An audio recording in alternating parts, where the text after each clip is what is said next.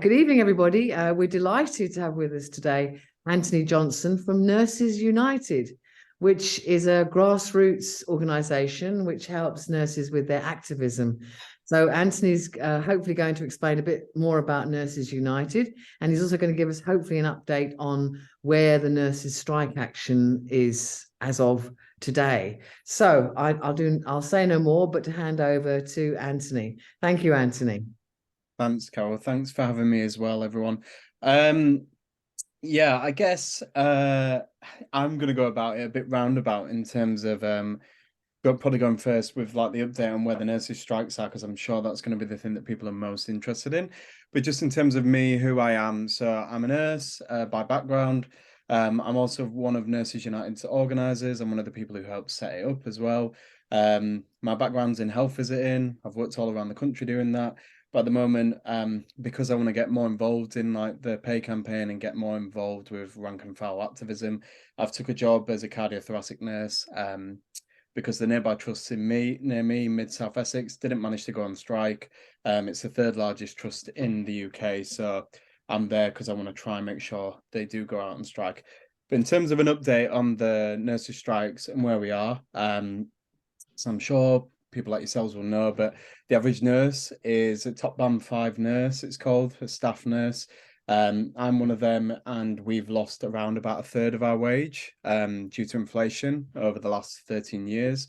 And that's meant that you've had, back in 2010, when the Conservatives and the Lib Dems came to power, you had like 2,000 vacancies. You've now got over 50,000. We've all seen the cuts. We've all seen the effects that that's ended up having happen. You know, ambulances queuing outside A&Es, like day in, day out. In my job at the moment, I constantly see patients with their appointments getting cancelled, or the surgeries getting cancelled even on the day when they've been brought in. And it's causing lots of misery, pain for people. And so everyone's obviously focused at the moment on, you know, these big significant strikes, the first in like the 106 years of the RCN.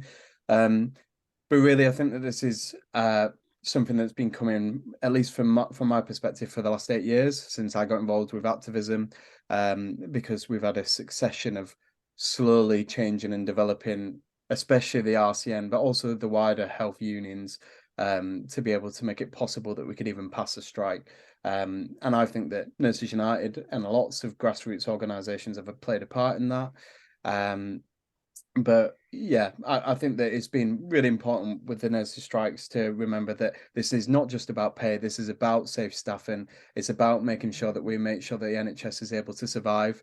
And that's where obviously this dispute has come from. You've seen about 6 days of strike action now. They've been derogated strikes, as they're called, which is where they suspend part of the strike. So they've protected things like critical care, A&E, those kind of services.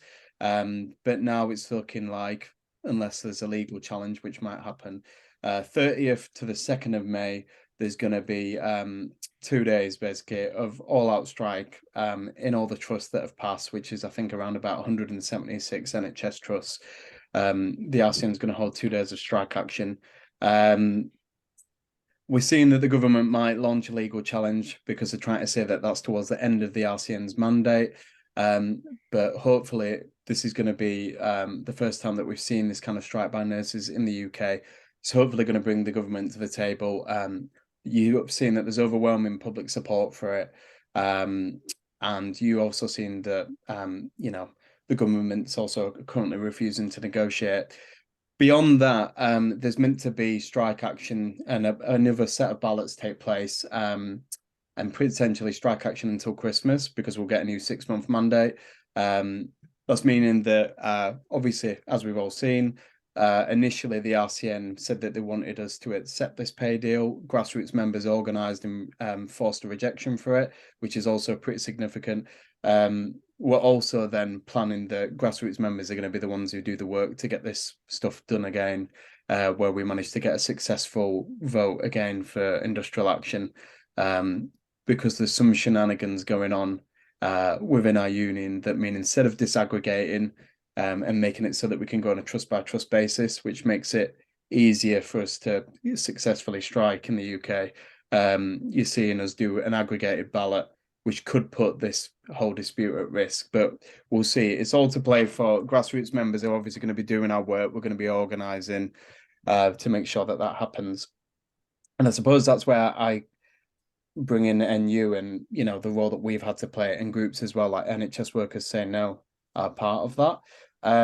So in terms of me and my journey into activism, I got involved in campaigning as a student nurse in the Birth Robust campaign, which some of you might have heard of. That was in about 2015, 2016. It was, from my perspective, a very good campaign. I'm obviously going to say that because I was involved in it, but it comes out of I don't know if you guys know nursing, but you know, there was a thing that Labour introduced called Project 2000, where we started saying we were going to make all nurses graduates. There was loads of stories at the time about that, of, you know, how it's going to mean that nurses are going to become too posh to wash, but the aspirations for it, and I feel like I'm part of those aspirations, are that working class kids would get a degree education and they'd develop the skills that they would need to do to be able to start challenging practices within healthcare. And that campaign, Burst Rear Bust, as I heard someone say at the start, you know, sometimes our unions have been a bit rubbish in the past. Well, our union leaders, not I would say our unions, because obviously the unions are the members. In the past, like say the RCN, they've been dominated by nursing directors, nursing academics, people who unfortunately haven't touched a patient in about 20 years. And Bursary or Bust was about us as students, a lot of us coming from working class backgrounds, using this idea of like, all right, so we've supposedly degree educated now. Let's go out there and challenge what the establishment of the government and nursing was saying at the time. And we ran this campaign to protect the NHS bursary, to stop us paying to work, which is what's currently happening at the moment. Obviously, we weren't successful, but what we were successful about doing is, you know, leading, like, you know, having demonstrations where 5,000 people would turn up, actually going and starting to think about things like you would know in terms of organising around, you know, how do we actually try get a large number of people out? How do we actually reach people who don't necessarily agree with us yet? And from that, with Bursary Bust, we recognised that we were probably sold down the river by Unison, by the RCM, by, I would say, unfortunately as well, you know, GMB and Unite, and the leadership at the time of those unions. And so we started thinking, a group of us, about how we're going to do this. We keep trying to run campaigns. So after Bursary or Bust, we ran a pay campaign. And some of us, I was involved as one of the nurses who got rid of the RCN leadership at the time in 2018, because of the pay campaign. We started to think about how we're going to start to organise as a grassroots. And that's when Nurses United came from. I've done loads of things over, you know, the past 8 years, things like Nurses for Real Change, when we had nurses going out there through Momentum, canvassing for Corbyn, trying to go speak in areas where you had anti-austerity candidates on nurses to try to get them elected, and testing out some of those ideas. And it meant that we were heavily inspired by a union called National Nurses United, which, just in terms of their background, they're a union and organisation which is very similar, I would say, to the Royal College of Nursing, the RCN, our major union, in that back in the 90s, they were very conservative, didn't really fight on issues. But what a slate of people did there was they went and got involved in it, organised to win as a slate.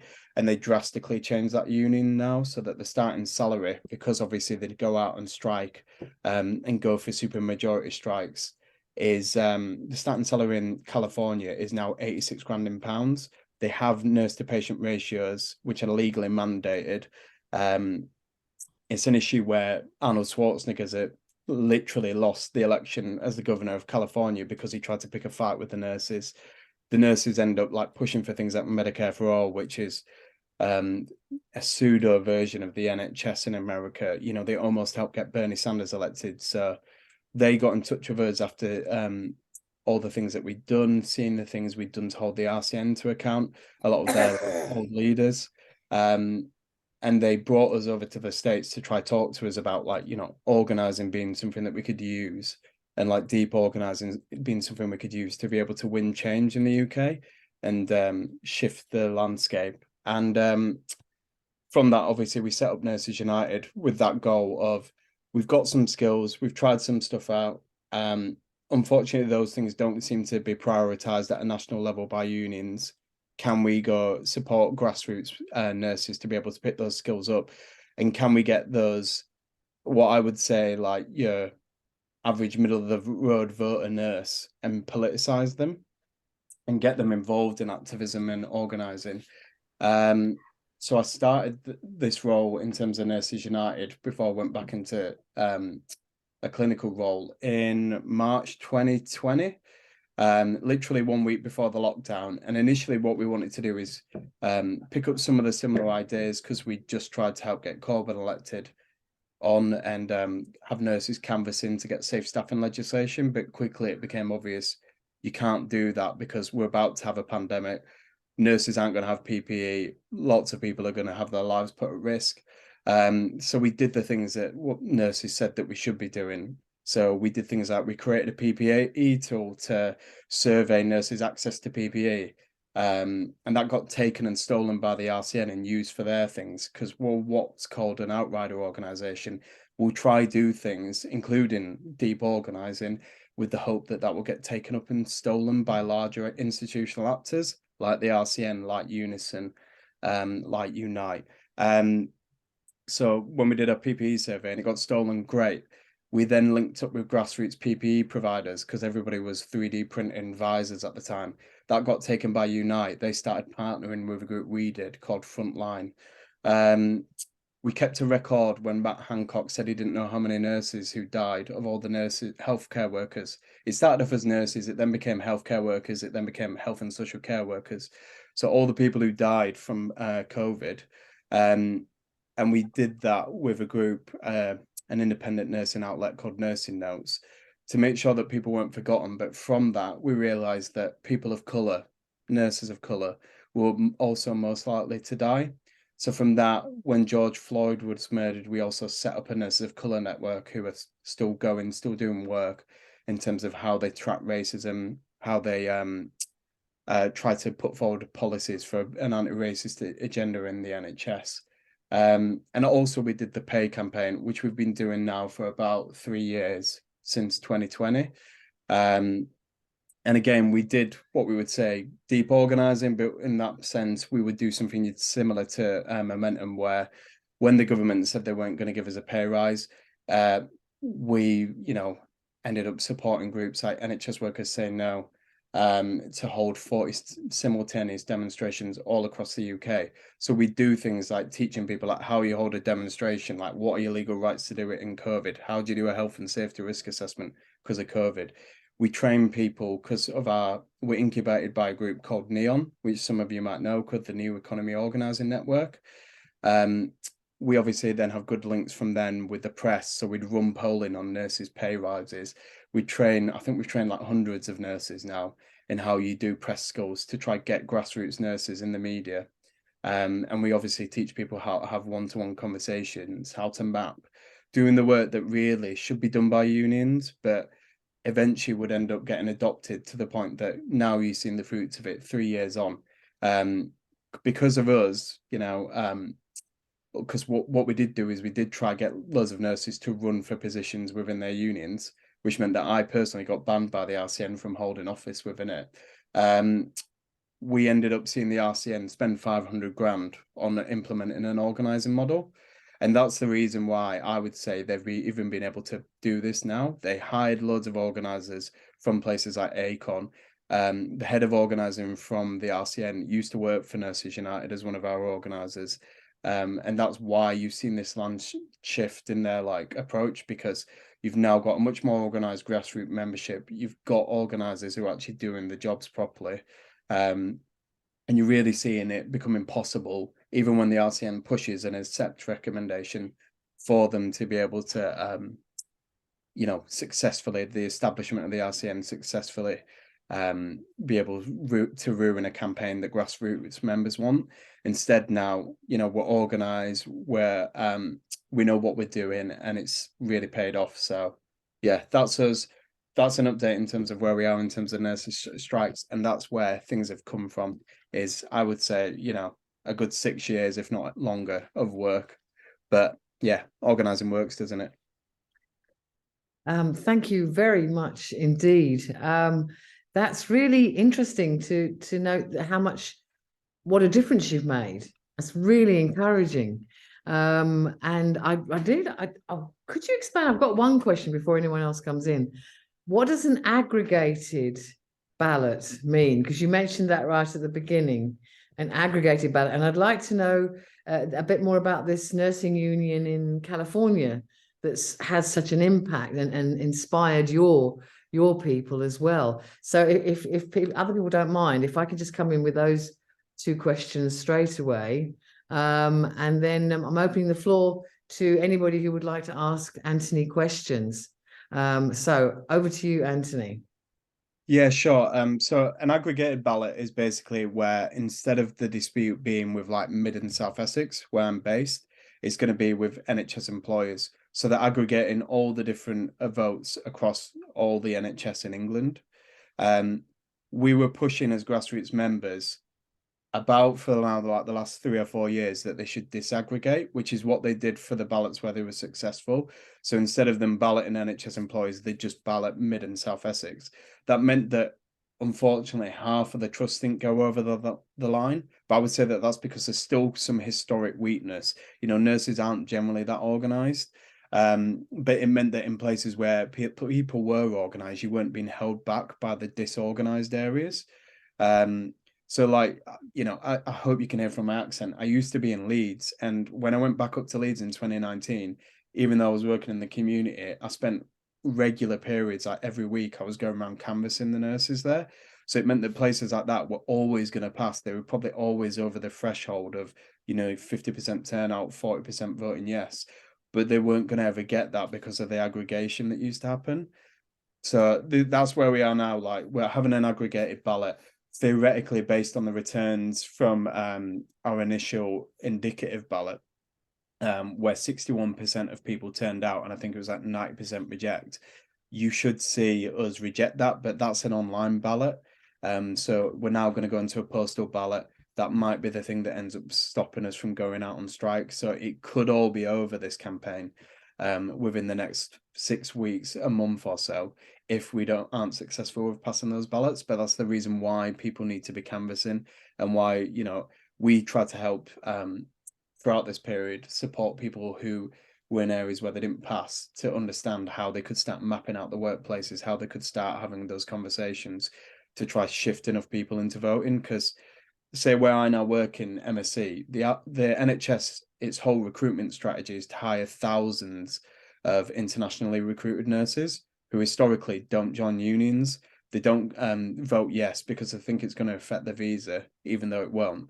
So there's work to do here where, like I've obviously been spending my night shifts at the moment, go around speaking to nurses about their rights to strike and stuff.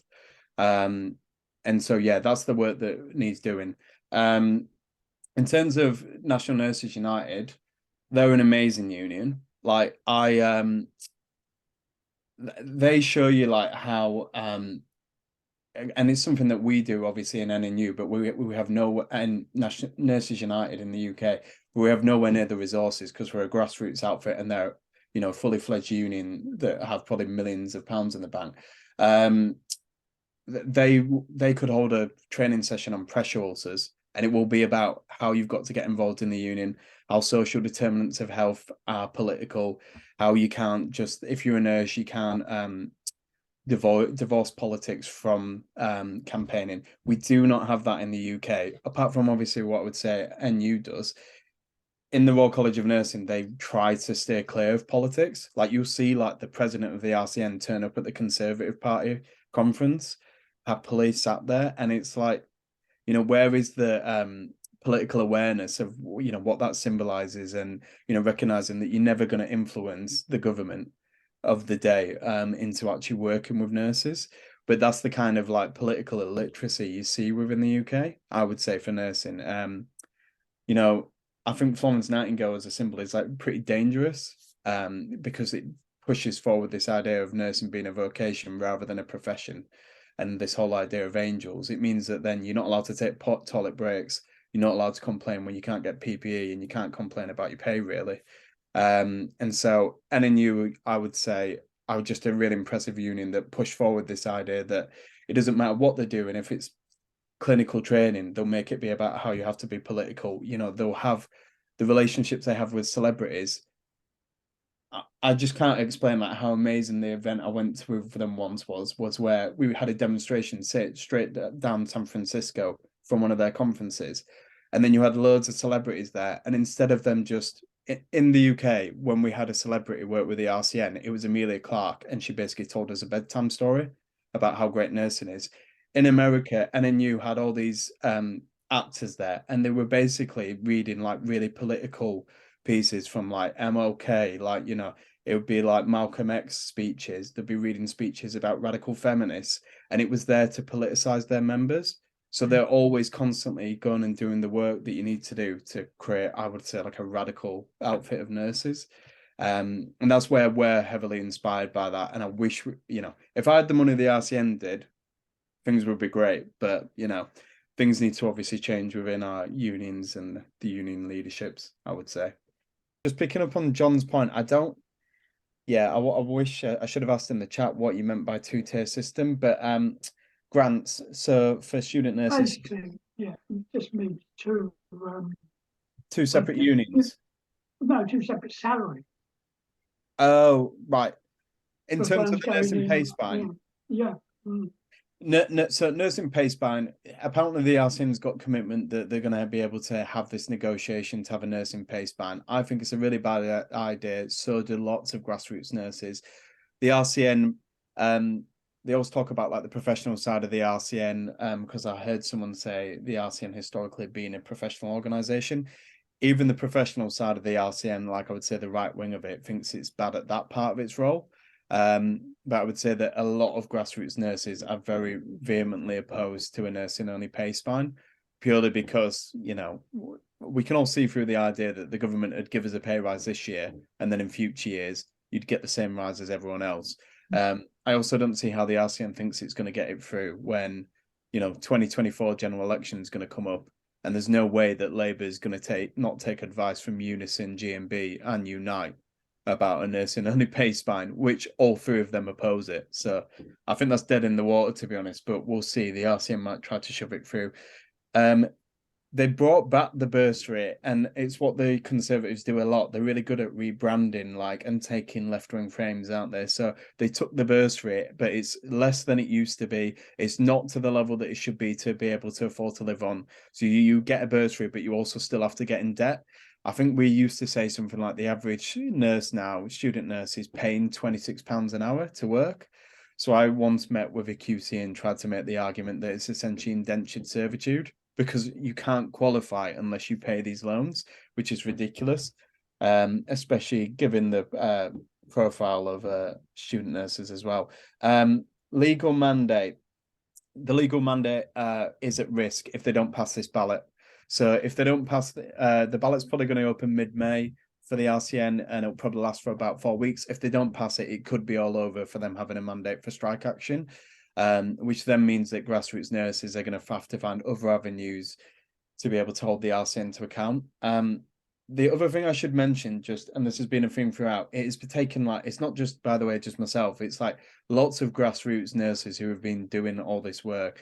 And these days, because of the emergency general meeting for the RCN in 2017, 2018, over a previous payday, and it seemed like nurse unions sold us down the river, it's seen as pretty impossible for the RCN to be able to do much to row back on decisions, because they will get EGM'd, is what the term is. You know, we'll have an emergency meeting, we'll call a vote of no confidence. This almost happened during this recent ballot, and we'll remove our council and our leadership if they end up trying to sell us a dodgy deal. So that probably could happen with the nursing pay spine.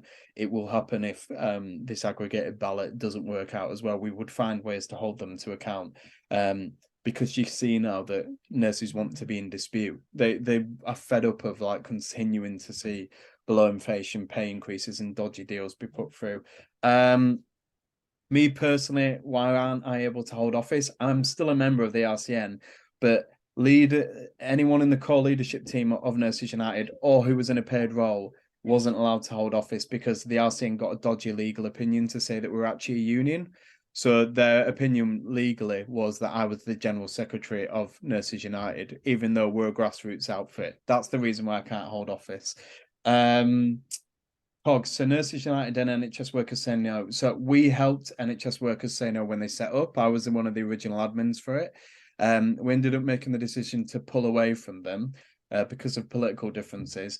We also wanted to focus more on our work in terms of nurses of colour, because this is an area that I would say, like, from when I first got involved in activism back in 2015 to now, you know, we've been able to shift unions into doing strike action, but everyone is dire in terms of racism and anti-oppression work in health unions, I would say. There's not enough work being done on it. You still have nurses being referred to our regulator disproportionate rates if you're a person of colour. You still see extremely high rates of bullying.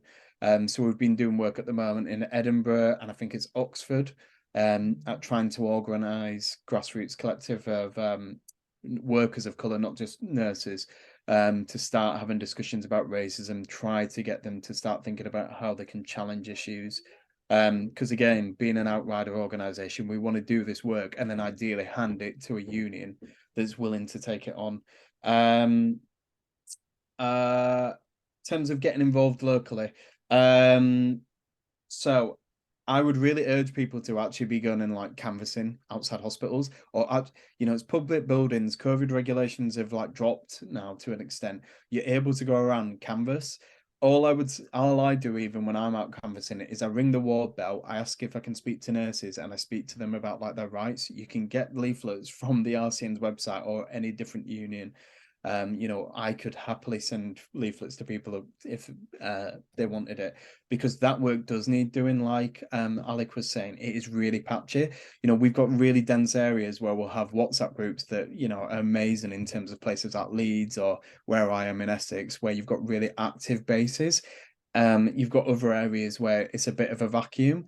And to be honest, to be quite frank, from what I've seen, it's the areas where you've either got like really good politics, say someone like Sheffield, where there's loads of political action going on, that you have great organized areas in terms of nurses, or you will see like areas that we somehow got strong in, like, well, Essex. I would have never thought you would have seen the amount of activism we've seen in someone like Essex as we did.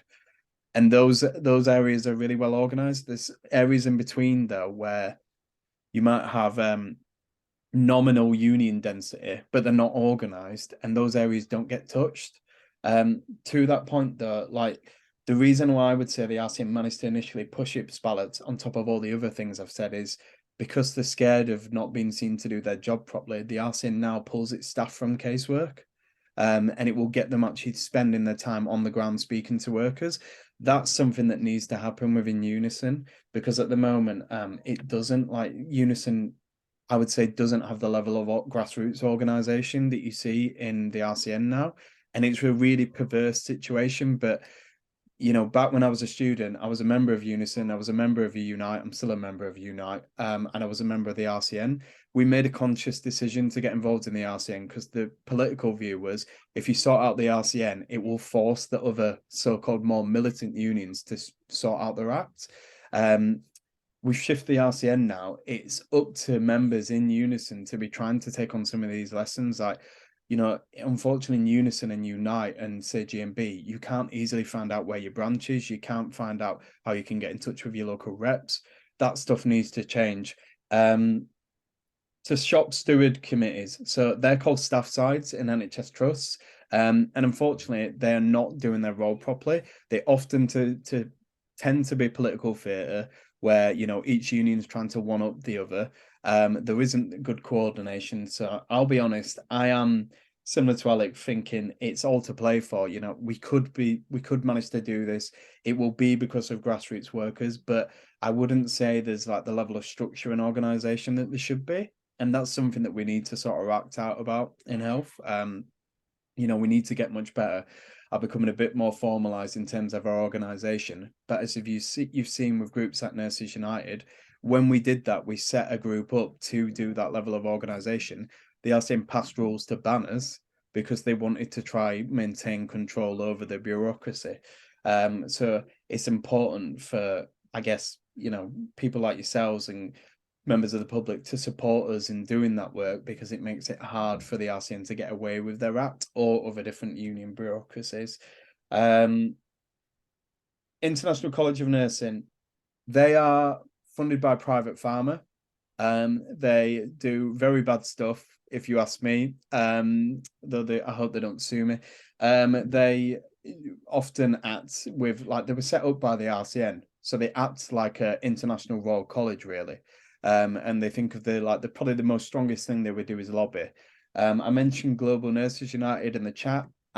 It's obvious I'm biased. I'm a big fan of NNU. That's their global arm, and it has very strong trade unions from all across all the different nations. Unfortunately, there's no representation from the UK in that, because the RCN won't join it. But it has representation of other unions, like the Filipino nurses unions, like the Indian unions, and they go. I think to join it, you have to be anti-neoliberalism. You have to push safe staffing ratios.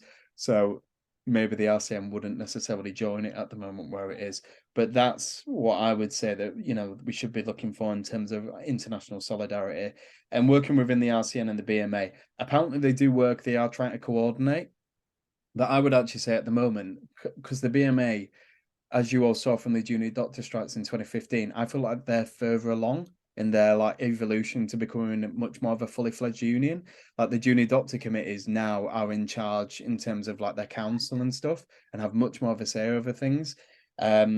So, you know, it'd be like the BMA trying to help us out in terms of us being a much bigger union, but becoming much more, I don't know, you can use phrases like radical and militant, but I'd just say effective, because I would say that a lot of the things that sometimes happen within our unions are a bit incompetent. So yeah, they are working together, but to that point of becoming more formalized nationally, more work needs to be done in terms of the coordination between ourselves and JDs. And that's me. Thanks for having me.